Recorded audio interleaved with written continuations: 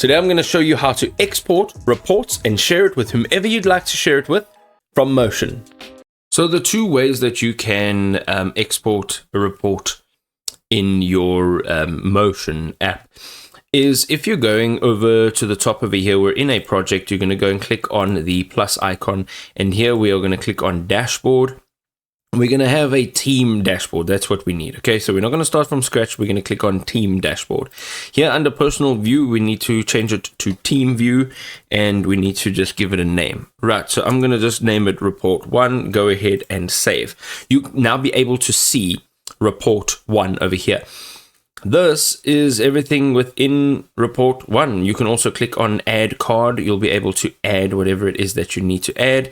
And then there are a few different options here. Okay, now your team members will be able to see this within Motion. However, what we want to do is click on these 3 dots, and here you'll see copy link to view. And this is a way that you'll be able to export this and allow other people to actually see it.